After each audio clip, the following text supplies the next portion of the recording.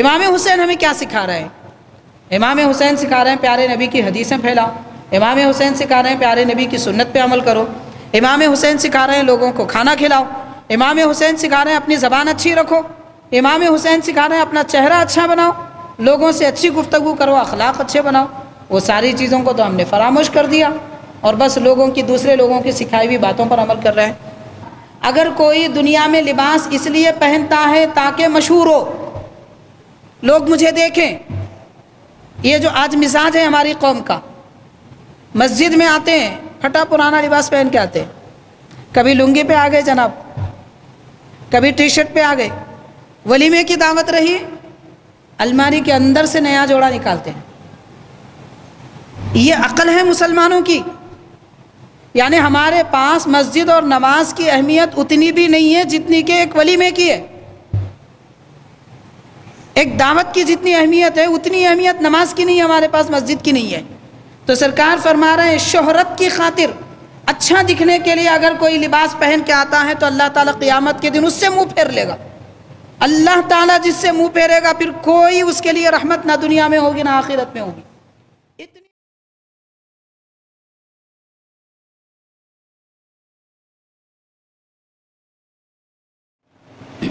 ماہ محرم الحرام اسلامی سال کا پہلا مہینہ ہے۔ اس مہینے کو حرمت والا مہینہ کہتے ہیں، یعنی وہ مہینہ جس کی عظمت ہے، بزرگی ہے اور اس کی شان ہے۔ محرم الحرام ان بابرکت مہینوں میں سے ہے جس میں روزے رکھنے کی خاص فضیلتیں بیان کی گئی ہیں۔ ابتدائی دور میں محرم کی 10ویں تاریخ عاشورے کے دن روزہ رکھنا فرض تھا۔ جب رمضان کے روزے فرض کر دیے گئے تو عاشورے کا روزہ سنت سے بدل گیا۔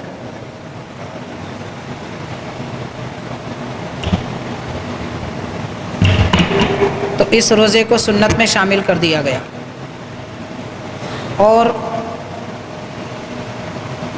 حضور نبی کریم صلی اللہ علیہ وسلم نے ماہ محرم میں ایک دن روزہ رکھنے کی فضیلت بھی یہ بیان فرمائی کہ محرم میں ایک دن اگر کوئی روزہ رکھے تو اسے 30 دن روزہ رکھنے کا ثواب ملتا ہے۔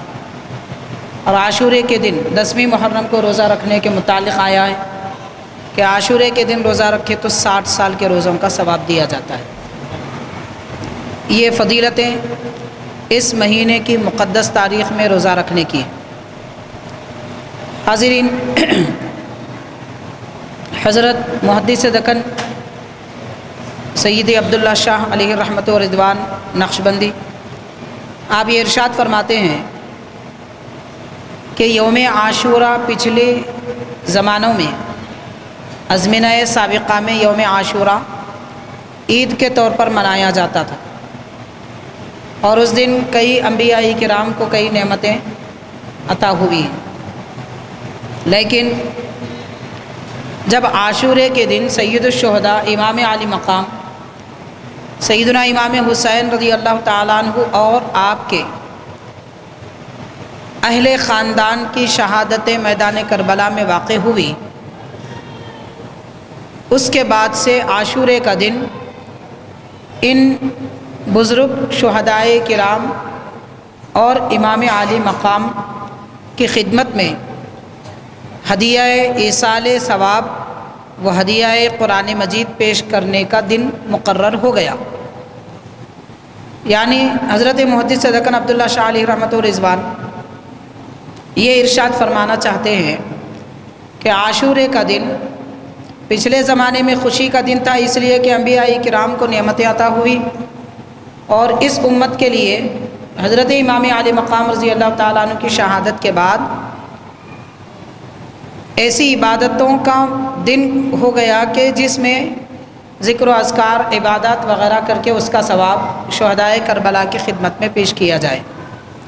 حاضرین کرام، سید الشہداء امام عالی مقام امام حسین رضی اللہ تعالیٰ عنہ نے اس مبارک مہینے میں خود آپ اپنی جان اور اپنے گھر بار کے چھوٹے بڑوں کی جان اللہ کی راہ میں قربان کی، جام شہادت نوش کیا، اور دین اسلام کے تحفظ کا آپ نے ایک بڑا بیڑا اٹھایا۔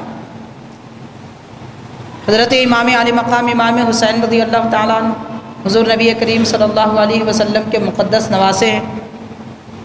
پیارے آقا صلی اللہ علیہ وسلم سے پوچھا گیا کہ حضور آپ کس سے زیادہ محبت فرماتے ہیں؟ تو آپ نے ارشاد فرمایا کہ میں اپنے گھر کے بچوں میں یعنی نواسوں میں سب سے زیادہ حسن و حسین رضی اللہ تعالیٰ عنہما سے محبت کرتا ہوں۔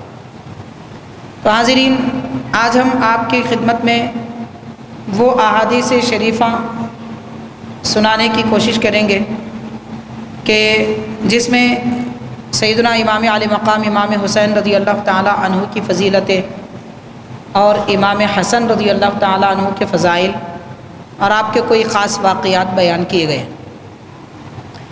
تقریباً 34 روایتیں اس قسم کی آج ہمارے پاس موجود ہیں۔ جتنا وقت ہوگا اس کے مطابق ہم آپ کو سنانے کی کوشش کریں گے۔ مجمع الزوائد حدیث پاک کی بڑی مشہور کتاب ہے، اس میں روایت ہے کہ حضرت ربیعہ بن شیبان آپ فرماتے ہیں کہ میں نے امام حسین رضی اللہ تعالیٰ عنہ سے پوچھا کہ حضور پاک صلی اللہ علیہ وسلم کے متعلق آپ کوئی بات یاد بھی رکھتے ہیں؟ آپ کو کچھ یاد ہے کہ پیارے آقا نے کوئی کام فرمایا ہو یا پھر آپ کچھ سن کر یاد رکھے ہو؟ یہ آپ اس لیے پوچھ رہے تھے کہ پیارے آقا صلی اللہ علیہ وسلم کے دنیا سے تشریف لے جانے کے وقت میں امام حسین رضی اللہ تعالیٰ عنہ کی عمر شریف غالباً 6 سال تھی، کچھ زیادہ بھی مان لیا جائے تو 7 سال، اس سے زیادہ نہیں تھی۔ ظاہر ہے کہ 6-7 سال کے بچوں کو عام طور پر بچپن کی یاد نہیں رہتی، اور حدیث پاک کی جب بات آتی ہے تو اس میں اور زیادہ اعتبار کرنا پڑتا ہے۔ اس لیے انہوں نے پوچھا کہ آپ پیارے آقا صلی اللہ علیہ وسلم کی کوئی بات یاد رکھتے ہیں؟ تو امام حسین رضی اللہ تعالیٰ عنہ فرماتے ہیں کہ ہاں، ایک مرتبہ میں ایک خاص کمرے میں حضور پاک صلی اللہ علیہ وسلم کے حجرہ مبارک میں ایک کمرہ تھا، اس میں شاید اس کو 1-2 سیڑھیاں تھیں، تو وہ سیڑھیاں چڑھ کر میں کمرے میں داخل ہوا تو وہاں پر کھجور تھے۔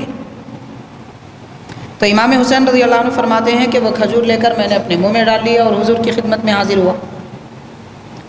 تو نبی پاک صلی اللہ علیہ وسلم نے آپ سے فرمایا القھا، کہ اس کو نکال دو، جو کھجور آپ نے منہ میں ڈالی ہے اسے نکال دو۔ فَإِنَّا لَا تَحِلُّ لَنَا الصَّدَقَةُ، کہ ہمارے لیے صدقہ جائز نہیں ہے، صدقہ ہمارے لیے حرام ہے۔ حاضرین کرام، یہ حدیث پاک سے خاص مسئلہ یہ بیان کیا جاتا ہے کہ حضور پاک صلی اللہ علیہ وسلم کے خانوادے کے جو حضرات ہیں وہ تقریباً 5 خاندان ہیں، 5 خاندان ہیں، تو ان 5 خاندان میں حضرت مولا علی رضی اللہ تعالیٰ عنہ کا بھی خاندان ہے، تو ان سب لوگوں پر صدقہ حرام ہے۔ باقی دوسروں کے لیے صدقہ جائز ہے، مطلب صدقہ لینا، صدقہ کھانا جائز ہے۔ صدقہ کس کو کہتے ہیں؟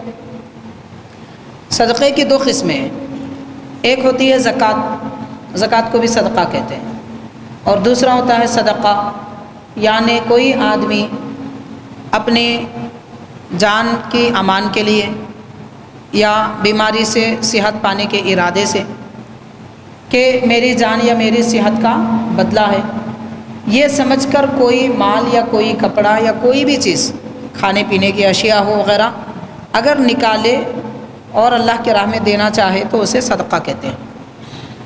تو یہ صدقہ بھی 2 قسم کا ہوتا ہے جس کو ہم صدقہ کہتے ہیں۔ ویسے تو زکوٰۃ کو بھی عربی میں صدقہ کہتے ہیں، لیکن زکوٰۃ مستقل چیز ہے۔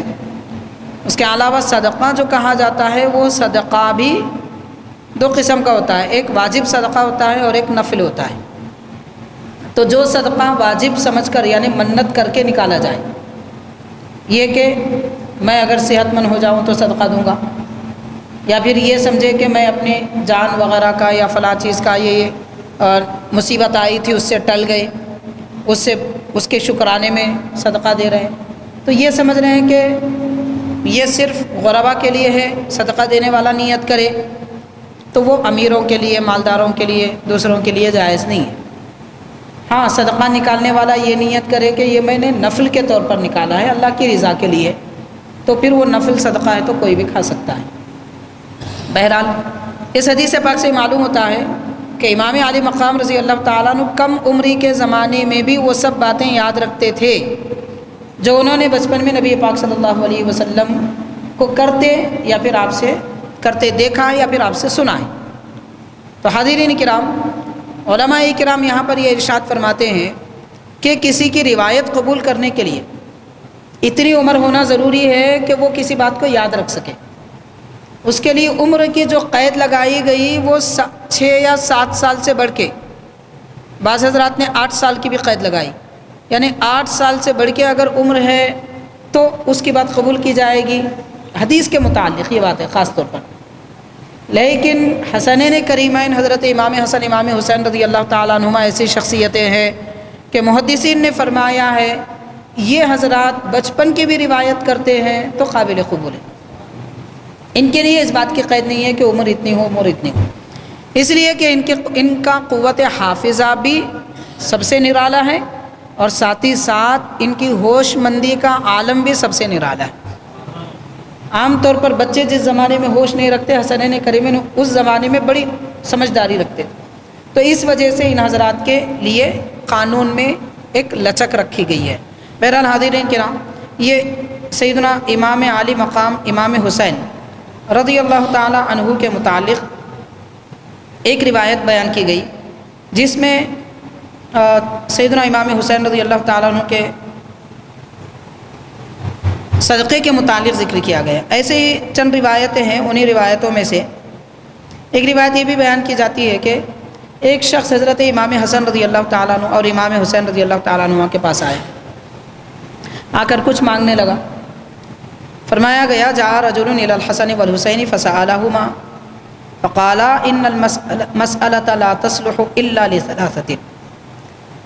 امام حسن امام حسین رضی اللہ تعالیٰ عنہما سے کسی نے آ کر پوچھا کہ حضرت کچھ عنایت فرمائیے، تو ان بزرگوں نے فرمایا کہ مانگنا تو صرف 3 صورتوں میں جائز ہے، اس کے سوا مانگنا جائز نہیں ہے۔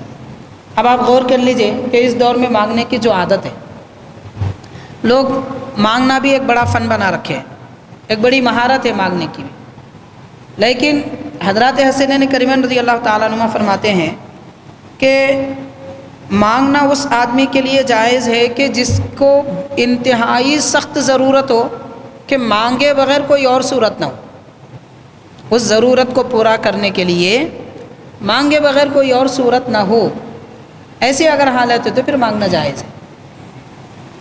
مثال کے طور پر کوئی آدمی اتنا سخت حاجت مند ہے کہ بھوکا رہ کر اسے 2 دن سے زیادہ عرصہ گزر چکا ہے، 3را دن آ چکا ہے، اب اگر وہ نہیں مانگے گا اور نہیں کھائے گا تو مر جائے گا،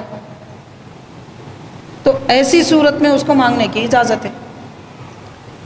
تو فرمایا کہ سخت ترین حاجت ہو تو مانگنا جائز ہے، یا دوسری صورت ہے کہ کوئی ایسا بوجھ آ پڑا ہے اس کو وہ حل نہیں کر سکتا۔ مثال کے طور پر مان لیجئے کہ کسی آدمی کو کوئی آدمی قرض میں مبتلا ہے، قرض بھی ضرورت کے لیے لیا تھا، ایسا نہیں کہ بلا ضرورت جیسے آج کل لوگ قرضے لیتے ہیں، شادی کے لیے قرضہ، عقیقے کے لیے قرضہ، بچے کے نام رکھائی کے لیے قرضہ، کاروبار کرنے کے لیے قرضہ، اس طرح کے قرضوں کی بات نہیں کی جا رہی ہے۔ قرضہ اپنی ضرورت کے لیے لیا تھا، انتہائی ضرورت کے لیے، اب اس قرض کو ادا کرنے کے لیے کوئی اور صورت نہیں ہے سوائے کسی سے مانگنے کے، سب کوششیں کر لیے، تو اب ایسی اگر صورت ہے تو پھر اسے مانگنا جائز ہے۔ یا پھر آپ نے یہ بیان فرمایا کہ اس کی زندگی میں کوئی ایسی مشکل آ پڑی ہے کہ مانگے بغیر کوئی صورت نہیں ہے، تو یہ 3 صورتوں میں مانگنا جائز ہے، اس کے سوا مانگنا درست نہیں ہے۔ تو حاضرین اس کے بعد کچھ عطا بھی فرما دیا، ایسا نہیں ہے کہ خالی چھوڑ دیا، اس کو جو دینا تھا جو مانگا تھا وہ عطا بھی فرما دیا، مگر شرعی جو حکم ہے، ضرورت کیا چیز ہوتی ہے، بلا وجہ مانگا نہ جائے، یہ سب چیزوں کی آپ نے نصیحت فرمائی اور اس کے متعلق تفصیل بیان فرمائی۔ پھر وہی شخص حضرت عبداللہ بن عمر رضی اللہ تعالیٰ عنہ کے پاس آیا، جو فاروق اعظم کے شہزادے، ان کے پاس آ کر مانگا تو آپ نے فوراً دے دیا۔ آپ نے نہیں پوچھا تیری ضرورت ہے یا مانگنا 3 چیزوں میں جائز ہے وغیرہ وغیرہ، کوئی تفصیل نہیں فرمائی، بس دے دیا۔ تو اس سائل نے، مانگنے والے نے بھی کہا کہ میں حسنین کریمین کے پاس گیا تھا، انہوں نے بڑی شرطیں لگائی مانگنے کے لیے، اور آپ مانگے پوچھے بغیر کچھ بھی عطا کر رہے ہیں۔ تو عبداللہ بن عمر رضی اللہ تعالیٰ عنہ نے فرمایا ان حضرات نے کیا شرط لگائی تھی؟ تو اس نے سنایا 3 باتیں فرما دی تھی۔ تو حضرت عبداللہ بن عمر رضی اللہ عنہ فرماتے ہیں کہ وہ بڑے گھر کے لوگ ہیں، علم رکھتے ہیں، سمجھ رکھتے ہیں، تو ان کے پاس جتنا علم ہے، جتنی سمجھ ہے، اس کے مطابق وہ نصیحت کر کے دیتے ہیں۔ آپ نے حضرت عبداللہ بن عمر رضی اللہ تعالیٰ عنہ نے ایسا کیوں فرمایا؟ اس لیے فرمایا کہ مانگنے والے کو اندیشہ ہوا، ایک قسم کی بدگمانی پیدا ہوئی۔ بدگمانی یہ پیدا ہوئی کہ دیکھو عبداللہ بن عمر کتنے اچھے ہیں، مانگتے ہی دے دیے۔ ایسا ہی تو ہوتا ہے، جب مانگا جائے، کوئی آدمی نصیحت کرے تو آدمی اسے پسند نہیں کرتا۔ ارے کیا لیکچر دے رہے ہیں بھائی، دے دینا، نہیں تو نہیں بول دینا، ایسے سمجھتے رہا اپنے پاس۔ تو اس قسم کا ایک گمان اسے پیدا ہو گیا تھا۔ تو حسنین کریمین کے متعلق ایک بھکاری کو بھی کسی قسم کی بدگمانی نہ ہو، اس لیے حضرت عبداللہ بن عمر رضی اللہ تعالیٰ عنہ نے اپنی شان گھٹا دی، ان کی شان بڑھا کے بیان کر دی کہ وہ علم کے گھر والے لوگ ہیں، وہ اونچے گھرانے کے لوگ ہیں۔ یہ بھی فرمایا ابناء رسول اللہ، وہ تو نبی پاک صلی اللہ علیہ وسلم کے بیٹے ہیں۔ اور کیا فرمایا؟ ان کے پاس علم ایسے پھلتا پھولتا ہے جیسے کہ سراہی میں پانی چلتا پھرتا ہے، پانی جیسے بھرا ہوا رہتا ہے، اس کی آواز آتی ہے ہلانے پر، یا غلے میں اگر سکے ڈال دیے جائیں تو جو آواز آتی ہے۔ تو خزانہ جن کے پاس ہوتا ہے وہی کچھ کہتے ہیں۔ تو اس طرح کی تعریف حضرت عبداللہ بن عمر رضی اللہ تعالیٰ عنہما نے حسنین کریمین رضی اللہ تعالیٰ عنہما کے متعلق فرمائی۔ حاضرین کرام، یہاں سے ہمیں جو درس اور سبق ملتا ہے، پہلی بات تو ہم کو یہ معلوم ہوتی ہے کہ ہر مانگنے والے کو دے دینا بڑی کمال کی بات نہیں ہے۔ دینا اسی کو چاہیے جو ضرورت مند ہو، اور عام طور پر مانگنے والے لوگ ضرورت مند نہیں ہوتے۔ بہت سے ضرورت مند ایسے ہیں جو نہیں مانگتے، تو ایسے ضرورت مندوں کو تلاش کر کے دینا چاہیے کہ جو نہیں مانگتے۔ ایک بات ہو گئی۔ دوسری بات یہاں یہ معلوم ہوتی ہے کہ حضرات حسنین کریمین رضی اللہ تعالیٰ عنہما نے صرف نصیحت کر کے چھوڑ نہیں دیا، بلکہ ان کو عطا بھی فرمایا، خالی ہاتھ نہیں بھیجا۔ یہ ان بزرگوں کی شان ہے، امام حسن امام حسین رضی اللہ تعالیٰ عنہما کی، کہ وہ کبھی کسی کو خالی نہیں چھوڑتے تھے۔ اور آج ہمارا حال لے لیجئے، آج ہماری قوم کا حال یہ ہے کہ وہ دعوے تو بڑی بڑی محبت کے کرتے ہیں، لیکن مانگنے والے کو تو خیر دیتے نہیں ہیں۔ اب وہ نہیں مانگنے والے کو بھی تو تلاش کیا کریں گے؟ جو سائل بن کے آتا ہے اسے بھی نہیں دیتے، جو خود نہیں مانگتا اسے کیا دیں گے؟ بخالت، کنجوسی، مال خود جمع کر کے رکھنا، اپنے لیے ساری چیزیں استعمال کرنا، غیروں کو جھڑکیاں دینا، غریب آیا تو الگ دسترخوان پر بٹھانا، کوئی اچھا آدمی آئے مالدار وغیرہ تو اس کے لیے الگ دسترخوان رکھنا۔ کیا یہ تعلیم ہم کو حسنین کریمین رضی اللہ تعالیٰ عنہ دیتے؟ کیا ان کی محبت ہم کو یہ سکھاتی ہے کہ ہم ایک طرفہ پالیسی اختیار کریں اور لوگوں کے درمیان میں تفریق کریں؟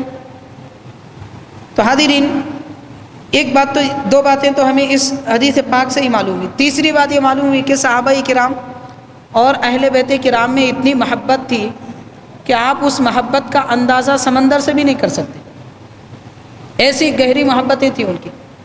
تو جہاں حسنین کریمین رضی اللہ تعالیٰ عنہما کے متعلق اہل بیت کرام کے بارے میں تھوڑی سی بدگمانی بھی پیدا ہو سکتی تھی، صحابہ کرام نے وہاں سے بدگمانی کا دفاع کیا، اگرچہ کہ خود کی بے عزتی کیوں نہ ہو جائے۔ یہ ان کے صفات تھے، یہ ان کے عادات و اطوار تھے۔ اب ہمارا رونا یہ ہے کہ ہم پڑھتے نہیں ہیں اور غلط سلط لوگوں کی سن لیتے ہیں، اسی کو صحیح سمجھ بیٹھتے ہیں۔ حاضرین، یا تو خود پڑھیے یا صحیح آدمی کا انتخاب کیجئے سننے کے لیے۔ جیسے بیمار ہو جائے تو علاج کرنے سے پہلے 10 لوگوں سے ڈاکٹر کے بارے میں معلوم کرتے ہیں کون سا ڈاکٹر اچھا ہے۔ تو دین اتنا سستا ہے کہ آپ جس کی چاہے بات سن لیں، جو چاہے بولے اس کو مان لیں۔ یعنی ہماری طبیعت سے زیادہ اہمیت نہیں ہے ہمارے دین کی. ہمارے پاس ہمارے مزاج کی اہمیت ہے، طبیعت کی اہمیت ہے، ڈاکٹر کی اہمیت ہے، مگر علم بتانے والے کی ہمارے پاس اہمیت نہیں ہے، دین کی ہمارے پاس کوئی اہمیت نہیں ہے. تو میں عرض یہ کرنا چاہتا ہوں کہ صحابہ کرام، اہل بیت کرام یہ عقیدتوں محبتوں کا شہر ہیں. ان کی بستیوں کو آپ جدا نہیں کر سکتے، ان کی آبادی کو آپ توڑ نہیں سکتے. تو بہرحال حضرت عبداللہ بن عمر رضی اللہ تعالیٰ عنہ نے حضرت امام حسن امام حسین رضی اللہ تعالیٰ عنہ کی عظمت کو اس طرح بیان فرمایا.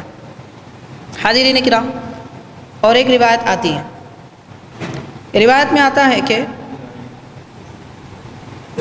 ایک خاتون حضرت امام حسین رضی اللہ تعالیٰ عنہ کے لیے لذیذ کھانا بنا کر حاضر ہوئی، آپ کی خدمت میں لے کر آئی. یہ بھی مجموع الزوائد میں ہے. صنعت امرأۃ من نساء الحسین طعاما فی بعض ارضہ. بتایا جا رہا ہے کہ امام علی مقام رضی اللہ تعالیٰ عنہ کی ازواج مطہرات میں سے، آپ کے اہلیان محترمہ سے ایک آپ کی زوجہ مبارکہ، آپ کی ایک مقدس بیوی حضرت امام حسین رضی اللہ تعالیٰ عنہ کے پاس آئی کھانا بنا لے کر، اور آپ حضرت امام حسین رضی اللہ تعالیٰ عنہ اپنی ایک زمین کے پاس موجود تھے. یعنی والد گرامی حضرت علی رضی اللہ تعالیٰ عنہ وغیرہ سے آپ کو جو زمین ملی تھی، اس زمین میں آپ کسی کام میں مشغول تھے، تو آپ کے اہلیہ محترمہ کھانا لے کر آئی.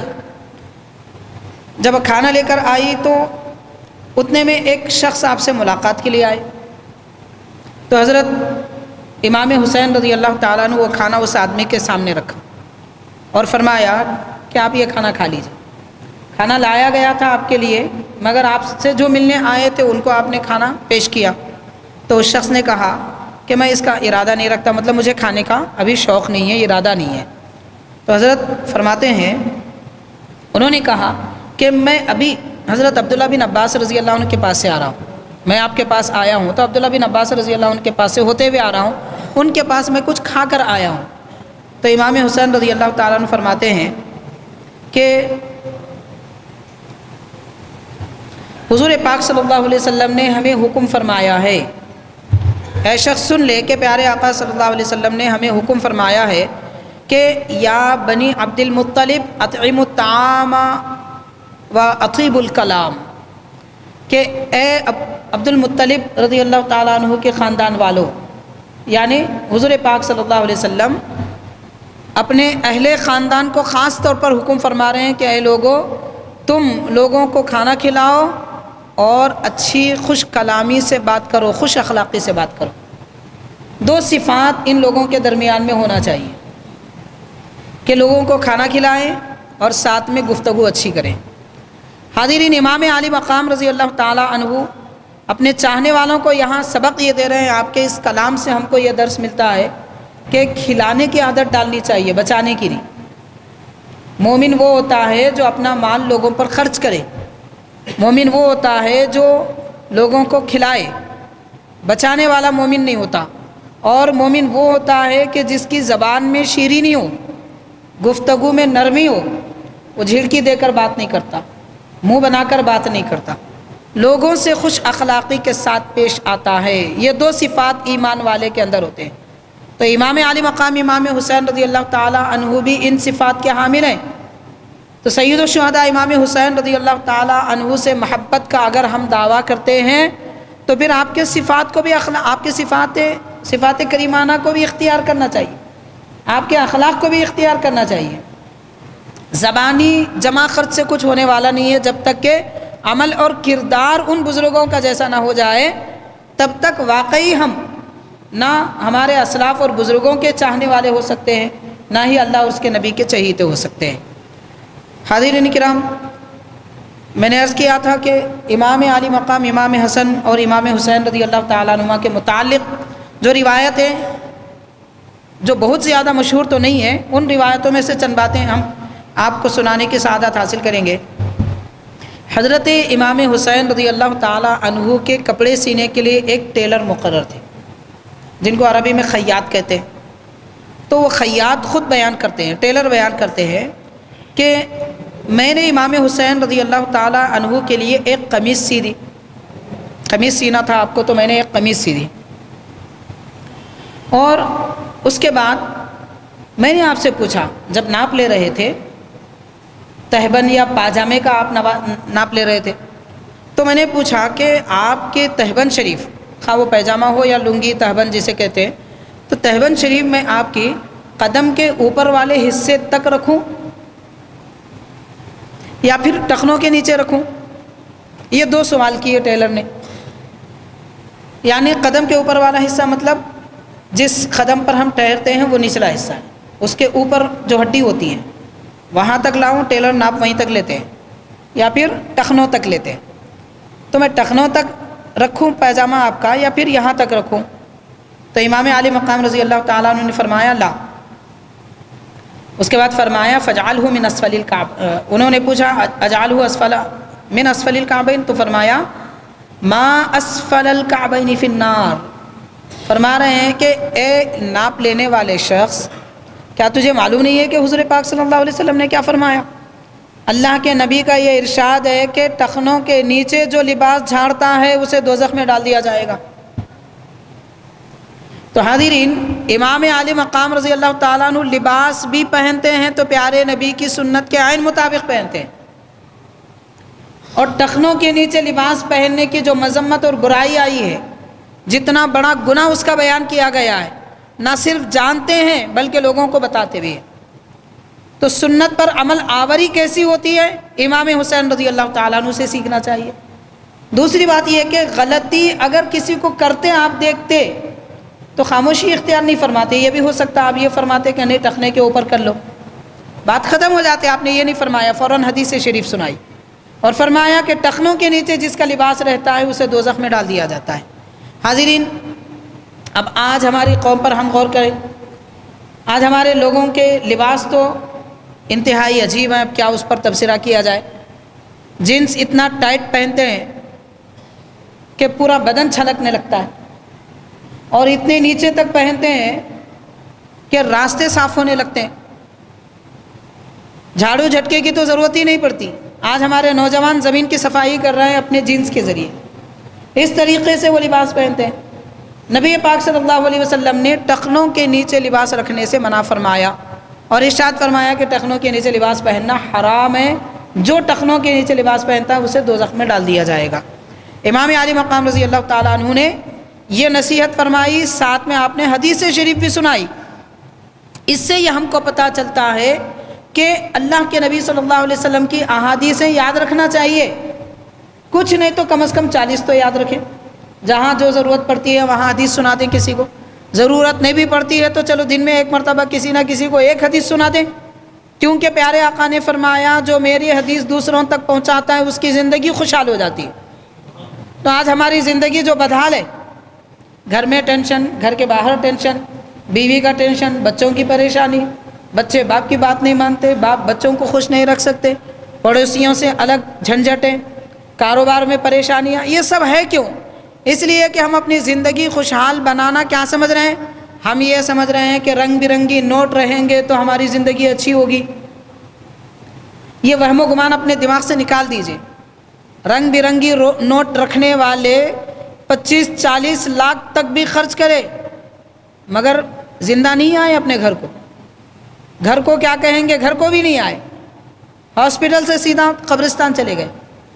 اور ایسے لوگ جنہوں نے اپنی ساری زندگی کمائی کی صرف اس لیے کہ میرے بیوی بچے خوش رہیں، جب وہ دنیا سے نکل گیا، مر گیا، تو بیوی بچے ڈر رہے ہیں، 4 میٹر دور ہے، ہم نہیں دفناتے، وہاں سے وہیں لے جاؤ، جنازے میں شریک ہو جائیں گے، وہ بھی دور ٹھہریں گے. تو یہ رنگ برنگی نوٹوں سے زندگی میں خوشحالی آنے والی نہیں ہے. اگر ایسا ہوتا تو پھر دنیا میں کوئی پرندہ، کوئی جانور خوش نہیں رہتا. انسان سے زیادہ تو اس دور میں جانور خوش نظر آتے ہیں، جبکہ ان کے پاس کوئی 20, 40, 50, 100, 2000 کا نوٹ نہیں ہے، ایک سکہ چارہ نے بھی نہیں ہے. ان کو تو ضرورت ہی نہیں پڑتی اس کی، اس کے باوجود وہ خوش ہے. پھر ہم کیوں پریشان ہیں؟ ہم سمجھ رہے ہیں کہ دولت رہے تو خوش رہیں گے. خوشی سے دولت کا کوئی تعلق نہیں ہے، کوئی تعلق نہیں ہے. اور یاد رکھیے کھانے پینے کا تعلق بھی بالکل دولت سے نہیں ہے، یہ ہمارا گمان ہے. اچھے لباس کا تعلق بھی بالکل نہیں ہے دولت سے. اللہ تعالیٰ جس کو کھلانا چاہتا ہے کھلاتا ہے، جس کو پہنانا چاہتا ہے پہناتا ہے. پیسوں کا اس سے کوئی تعلق ہی نہیں ہے. یہ ہمارے ذہن میں بھوسا بھر دیا گیا ہے کہ پیسے ہیں تو خوش رہیں گے، پیسے ہیں تو، یہ بھوسا بھر دیا گیا ہے. یہ بھوسا نکال دیں اور اللہ رسول کی محبت بھر لیں دماغ میں، پھر خوشی آئے گی. تو امام علی مقام رضی اللہ تعالیٰ عنہ یہ سبق بھی دے رہے ہیں کہ اللہ کے نبی کی احادیث شریفہ دوسروں تک سنانے کا التزام کر لو. یاد کر لیجئے 40 50 100 حدیثیں، بس جہاں ضرورت پڑتی ہے ایک حدیث کسی کو سنا دو. حدیث سنانے کا ثواب ملے گا، اسے سننے کا ثواب ملے گا، عمل کرنے کا ثواب ملے گا. پیارے نبی کے کلام سے بڑھ کر اچھا کلام کون سا ہو سکتا ہے؟ مان لیجئے ہم زندگی بھر اچھی باتیں اپنی بولتے رہیں، ایک مرتبہ سرکار کی ایک حدیث سنا دے، وہ زندگی بھر کی ساری اچھی باتوں سے اچھی پیارے آقا کی ایک حدیث شریف ہے. تو امام حسین رضی اللہ تعالیٰ عنہ سبق دے رہے ہیں اپنے چاہنے والوں کو. تو حاضرین، امام علی مقام رضی اللہ تعالیٰ عنہ کی محبت کے دم پر غیر غلط کتنے لوگ عجیب عجیب آج کل کام کرتے ہیں. اب ماہ محرم آتا ہے تو کوئی ہرا لباس پہن لیتا ہے، کوئی کالے کپڑے پہن لیتا ہے، کوئی لال لباس پہن لیتا ہے، کوئی کچھ اور صورت بنا لیتا ہے. یہ کس نے سکھایا ہے؟ بتائیے آپ بتائیے کس حدیث پاک میں ہے؟ کس نے سکھایا ہمیں ایسا کرو؟ امام حسین ہمیں کیا سکھا رہے ہیں؟ امام حسین سکھا رہے ہیں پیارے نبی کی حدیثیں پھیلاؤ. امام حسین سکھا رہے ہیں پیارے نبی کی سنت پہ عمل کرو. امام حسین سکھا رہے ہیں لوگوں کو کھانا کھلاؤ. امام حسین سکھا رہے ہیں اپنی زبان اچھی رکھو. امام حسین سکھا رہے ہیں اپنا چہرہ اچھا بناؤ، لوگوں سے اچھی گفتگو کرو، اخلاق اچھے بناؤ. وہ ساری چیزوں کو تو ہم نے فراموش کر دیا اور بس دوسرے لوگوں کی سکھائی ہوئی باتوں پر عمل کر رہے ہیں. حاضرین کرام، سیدنا امام علی مقام رضی اللہ تعالیٰ عنہ کی فضائل اور آپ کی زندگی کے مختلف احوال میں یہ بھی بیان کیا جاتا ہے. اب دیکھیے کہ آج کل تو لباس ہی سب کچھ سمجھا جا رہا ہے، کپڑے اچھے ہونا. یہ بات کپڑوں کی آئے تو میں ایک بات یہ بھی عرض کروں گا، حدیث پاک میں سناؤں گا آپ کو. امام علی مقام کیا فرما رہے ہیں کہ ایک صاحب نے دعوت دی، بہت سارے لوگ آئے، اس میں مالدار ہیں، غریب ہیں، وغیرہ ہیں، سب. ایک اللہ والے کو بھی کسی نے دعوت دی، جو سب کو دعوت دیے تھے. تو خدا کے بزرگ نے، اللہ والے نے دعوت قبول کی اور دعوت میں گئے. لیکن انہوں نے دور سے دیکھا کہ جو غریب آ رہے ہیں، معمولی سا لباس پہن کر غریب قسم کے جو لوگ آ رہے ہیں، یہ میزبان ان کو کچھ باتیں کر رہا ہے اور انہیں دوسری جگہ بٹھا رہا ہے. جو اچھے مالدار آتے ہیں ان کو اچھے عالیشان دستر پہ بٹھا رہا ہے. جب یہ بزرگ قریب آئے تو اس نے بڑا اکرام کیا، حضرت تشریف لائے، ماشاءاللہ بڑے بڑے امیروں کے دسترخوان پر بٹھایا.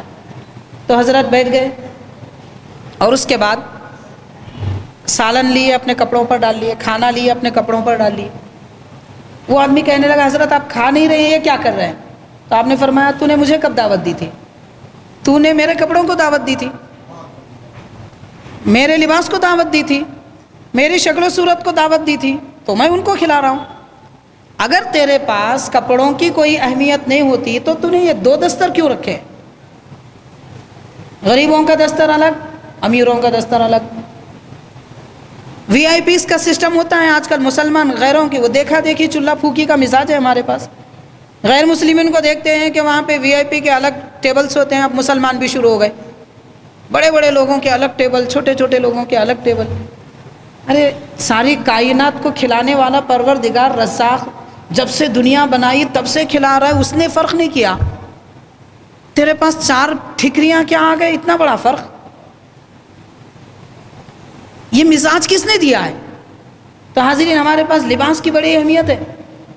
لباس اچھا دکھتا ہے تو آدمی اچھا ہے. پہلے کہتے یہ تھے کہ آدمی لباس پہنا تو لباس اچھا دکھتا ہے. اب ایسا نہیں ہے، لباس پہنے تو اب آدمی اچھا دکھتا ہے. یعنی پچھلے زمانے میں شخص کی وجہ سے لباس کی اہمیت تھی، اب لباس کی وجہ سے شخصیت کی اہمیت ہے. ہماری سوچ میں زمین آسمان کا فرق ہو گیا ہے. پہلے کے لوگ سورج کی سوچ رکھتے تھے، اب مٹی اور دھول کی سوچ رکھتے ہیں. یہ فکروں میں تو تبدیلی ہے. لباس اچھا نہیں رہا تو لوگ نظر سے بھی اچھی نظر بھی نہیں ملاتے. ارے بیکار آدمی ہے. تو مطلب آدمی کی کوئی اہمیت نہیں ہے، کپڑے کی اہمیت ہے. اس لیے یعنی چپل کی اہمیت ہے مگر آدمی کی اہمیت نہیں ہے. دماغ ایسا چپل نما بن چکا ہے آج لوگوں کا. جیسے چپل کو پاؤں میں رکھنا چاہیے ایسے دماغوں کو بھی پاؤں میں رکھنا چاہیے، ایسے عقلوں کو بھی پاؤں میں رکھنا چاہیے.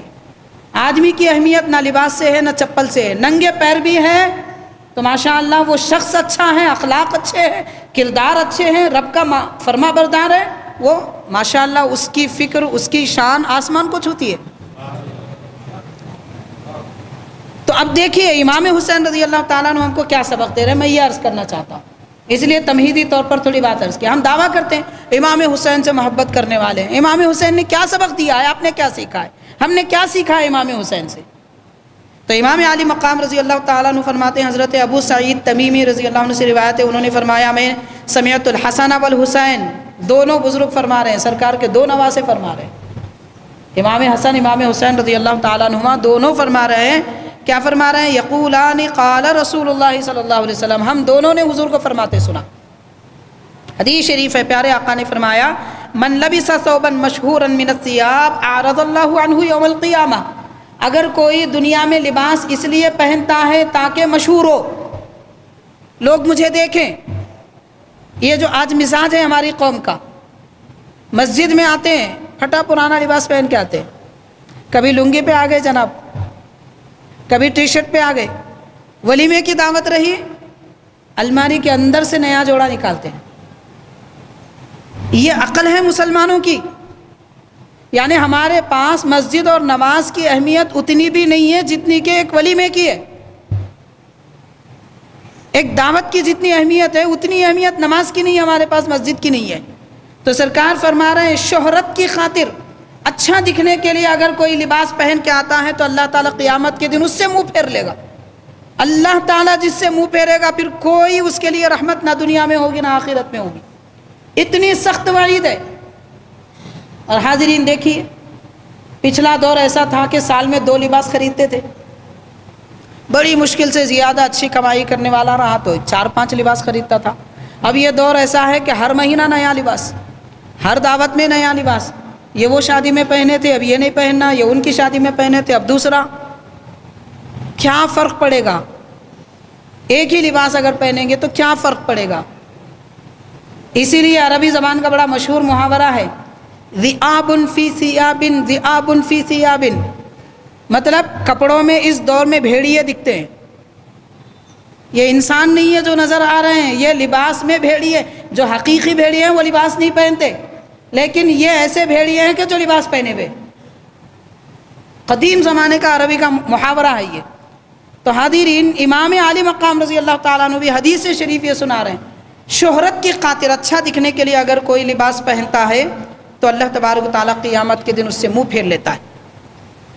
ایسے ہی سیدنا امام حسین رضی اللہ تعالیٰ عنہ کے متعلق آپ نے نصیحت فرمائی، امام عالی مقام رضی اللہ تعالیٰ عنہ نصیحت فرمائی، آپ غور کیجئے کتنی بڑی نصیحت ہوگی۔ امام حسین رضی اللہ تعالیٰ عنہ کی شہادت کا دن، عظمت والا دن، جس زمین پر آپ شہادت پائے کربلا، وہ ماشاءاللہ بڑی برکت والی عظمت والی زمین، تو آپ سے نسبت جس کو ہے وہ عظمت والی، پھر آپ کی نصیحت کو بھی آپ سے نسبت ہے، کتنی بڑی نصیحت نہیں ہوگی، کتنی عظمت والی نصیحت نہیں ہوگی۔ ارشاد فرماتے ہیں امام حسین رضی اللہ تعالیٰ عنہ اپنے بچوں سے، اپنے بھائی کے بچوں سے اور اپنے سارے خاندان کے بچوں کو نصیحت فرما رہے ہیں، کیا فرما رہے ہیں؟ تعلم العلم، اے لوگو علم سیکھو۔ بچوں سے آپ نصیحت فرما رہے ہیں، بھتیجے وغیرہ سے، کہ علم سیکھو۔ کیوں؟ اس لیے کہ علم اسلام کی حیات ہے، علم آدمی کی زینت ہے، علم اسلام کی حیات ہے، علم ہے تو دین ہے، اور علم ہے تو آدمی کی زینت ہے۔ خوبصورتی، جمال، زینت، ڈیکوریٹ کسی بھی جگہ کی، کسی بھی آدمی کی نہ لباس سے ہے، نہ مال سے ہے، اور نہ ہی کوئی کریم سے، اگر ہے تو صرف علم سے۔ تو فرما رہے ہیں تعلم العلم، علم سیکھو، فَإِنَّكُمْ صِغَارُ قَوْمٍ، کہ اگر تم لوگوں میں معمولی درجہ بھی رکھتے ہیں، علم سیکھو اگر تم لوگوں میں معمولی درجہ بھی رکھتے ہیں، تَكُونُونَ كِبَارَهُمْ غَدًا، تو آنے والے دنوں میں لوگوں کے سردار بن جاؤ گے۔ علم سرداری دیتا ہے۔ تو یہاں سے سبق ملتا ہے کہ آج مسلمان غلام کیوں ہیں؟ ساری دنیا میں دیکھیے آپ مسلمان غلام ہیں، غلام مطلب کوئی ہم کو خریدا نہیں ہے، مگر خریدے بغیر لوگوں نے ہم کو غلام بنا لیا ہے۔ اگر ہم غلام نہیں ہوتے تو حاضرین ہمارا ہیئر کٹنگ ہیرو جیسا نہیں ہوتا، اگر ہم غلام نہیں ہوتے تو تو ہمارا ہاف آستین کا لباس اور سکن ٹائپ ٹی شرٹ، سکن ٹائپ جینس یہ یہودیوں کے جیسا نہیں ہوتا۔ اگر ہم غلام نہیں ہوتے تو ہماری داڑھی یا تو پوری صاف بھی نہیں ہوتی یا پھر فرینچ کٹ بھی نہیں ہوتی۔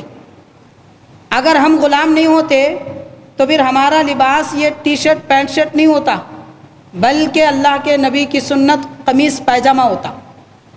اگر ہم غلام نہیں ہوتے تو ہم ڈائننگ ٹیبل کو پسند نہیں کرتے۔ اگر ہم غلام نہیں ہوتے تو شادیوں کی بڑی شان و شوکت کے ساتھ شادیاں کرنا یہ ہمارا مزاج نہیں ہوتا۔ ہم غلام ہیں اسی لیے غیروں کے طریقے سے شادی کرتے ہیں۔ ہم غلام ہیں یہودیوں کے، اسی لیے ہمارے سر پہ بال بھی ان کے جیسے، ہمارے بدن پہ لباس بھی ان کے جیسا ہے۔ ہم غلام ہیں، ہمارا کلچر یہودیوں اور عیسائیوں کے جیسا ہے۔ اگر ہم غلام ہوتے اللہ کے نبی کے تو سادگی ہماری زندگی ہوتی۔ اگر ہم اللہ کے نبی کے غلام ہوتے واقعتاً تو مزاج سادہ ہمارا ہوا کرتا، اخلاق اچھے ہمارے ہوا کرتے، ہم زیب و زینت پر نہیں جاتے بلکہ دل سنوارنے کی فکر کرتے۔ یہ تعلیم سیدنا امام حسین رضی اللہ تعالیٰ عنہ فرما رہے ہیں کہ ہم غلام ہیں تو حاضرین اگر سرداری چاہتے ہیں تو علم سیکھیے، علم دین کا بھی سیکھیے، علم دنیا کا بھی سیکھیے، تو جو علم سیکھے گا وہ سردار بنے گا۔ امام عالی مقام نے 1400 سال پہلے نصیحت فرمائی ہے اور ہم نے ان نصیحتوں کو بھلا دیا، اس لیے جہاں بھر میں غلام بنے ہوئے ہیں۔ اور اس کے بعد ارشاد فرمایا حضرت امام حسین نے، فَمَن لَّمْ يَحْفَظْ مِنْكُمْ فَلْيَكْتُبْ، اگر تمہیں یاد نہیں رہتا ہے تو لکھ لیا کرو، لکھ لیا کرو۔ آج ہمارے پاس معاملہ داری ہوتی ہے، یہ ان کو دے دیے ان کو دے دیے، رشتہ داروں میں دوست و احباب میں عام طور پر لکھنے پڑھنے کا مزاج نہیں ہوتا، دیتے ہیں، دوست ہے بھروسہ ہے، بھروسہ کریے جناب، کوئی پریشانی کی بات نہیں ہے، لکھ لینے میں کیا پریشانی ہے؟ کیا لکھنے سے بھروسہ ٹوٹ جائے گا؟ قرآن مجید حکم دیتا ہے جب تم آپس میں معاملہ کرو تو لکھ لیا کرو۔ اذا تداینتم بدین فاکتبوہ، قرآن کہتا ہے جب تم آپس میں قرضہ دو تو لکھ لیا کرو۔ لکھنا اسلام حکم دیتا ہے ہم کو۔ لکھنے کی وجہ سے بھروسہ نہیں ٹوٹتا، بھروسہ الگ دنیا ہے، لکھنا الگ دنیا ہے، دونوں کو ملانے کی کوشش مت کیجیے۔ تو بہرحال آپ فرما رہے ہیں اگر یاد نہیں رہتا تو لکھ لیا کرو۔ پھر اس کے بعد فرمایا کہ امام حسین رضی اللہ تعالی عنہ علم حاصل کرنے کی بات کر رہے ہیں، اس کے ساتھ میں ایک حدیث پاک وہ امام عالی مقام رضی اللہ تعالی عنہ کی شہادت کے متعلق، یہ تو ہم اچھی طرح جانتے ہیں کہ سیدنا امام عالی مقام رضی اللہ تعالیٰ عنہ کی شہادت ماہ محرم کی 10ویں تاریخ عاشورے کے دن واقع ہوئی میدان کربلا میں۔ یزید لعین نے تقریباً 10,000 سے زیادہ فوج کو بھیجا، اور کئی ایک اس میں بدبخت تھے، جیسے ابن زیاد تھا اور شمر لعین تھا اور کئی لوگ تھے۔ ان ساروں نے حضرت امام عالی مقام اور آپ کے اہل خاندان کو بھوکا پیاسا 3 دن رکھ کر شہید کیا۔ حاضرین کرام، جو لوگ امام عالی مقام رضی اللہ تعالیٰ عنہ کو شہید کیے ہیں ان کے بدلے میں کیا ان کو سزا ملتی ہے، اس کے متعلق حدیث پاک ہے، اور یہ حدیث شریف مقاصد حسنہ کی ہے۔ حضور پاک صلی اللہ علیہ وسلم نے فرمایا کہ امام عالی مقام کو قتل کرنے والا، شہید کرنے والا قاتل قیامت تک دوزخ میں، قیامت تک قبر میں بھی، اور اس کے بعد دوزخ میں، قیامت تک قبر میں بھی آگ کے صندوق میں اسے بند کر دیا گیا۔ ایک تنگ صندوق ہے، پیٹھی ہے، باکس ہے، جس میں اسے بند کر دیا گیا ہے آگ کی، کہ وہ نہ اٹھ سکتا ہے نہ کروٹ بدل سکتا ہے، اور آگ کی تپش اسے جلا رہی ہے۔ یہی حال اس کا قبر میں بھی ہے اور میدان محشر میں بھی ہوگا، پھر قیامت میں بھی اس کا یہی حال ہوگا۔ تو چونکہ امام عالی مقام نبی پاک صلی اللہ علیہ وسلم کے سب سے محبوب نواسے ہیں، آپ کو شہید کرنے کا بدلہ اللہ تعالیٰ یہ لیتا ہے۔ حاضرین کرام، اور ایک حدیث پاک میں آتا ہے نبی پاک صلی اللہ علیہ وسلم نے ارشاد فرمایا کہ حضرت یحییٰ علیہ السلام کو جس نے شہید کیا تھا، قتل کیا تھا، اللہ کے نبی حضرت یحییٰ علیہ السلام، تو یحییٰ علیہ السلام کو جس نے شہید کیا تھا، اللہ تعالیٰ فرماتا ہے میں ایک میرے یحییٰ کے بدلے میں 70,000 لوگوں کو قتل کروں گا، اور ایسا معاملہ ہو گیا پچھلے زمانے میں۔ اس کے بعد حدیث پاک میں آتا ہے کہ امام حسین رضی اللہ تعالیٰ اور حضرت عثمان غنی رضی اللہ تعالیٰ، یہ 2 حضرات کے متعلق حدیث پاک میں آتا ہے، رب یہ فرماتا ہے، حضور فرماتے ہیں کہ رب یہ فرماتا ہے کہ امام حسین اور حضرت عثمان غنی کو جو لوگ شہید کیے اس کے بدلے میں 2 مرتبہ 70,000 بار لوگوں کو قتل کیا جائے گا، 1 مرتبہ نہیں 2 مرتبہ قتل کیا جائے گا۔ تو ایسی سخت ترین شہادت حضرت امام علی مقام رضی اللہ تعالیٰ عنہ کی ہے، جو عاشورے کے دن حاضرین واقع ہوئی ہے۔ آنے والا اگلا جمعہ کا دن 10ویں محرم کا دن بھی ہے، عاشورے کا دن بھی ہے۔ حاضرین، اس دن ہمیں کیا اہتمام کرنا چاہیے؟ جتنے بزرگان دین کے وصال کے دن ہیں، ان کی شہادت کے دن ہیں، یہ دن خاص طور پر ان کا تذکرہ اس لیے کیا جاتا ہے تاکہ ان کی پاک و صاف زندگی ہم سنیں تو اس کے مطابق عمل بھی کریں، اللہ تعالیٰ کی قرب بھی حاصل کریں، اللہ تعالیٰ کی نزدیکی پائیں، اور انہوں نے جس طریقے پر چل کر رب کو راضی کیا ہم وہ طریقہ اختیار کریں۔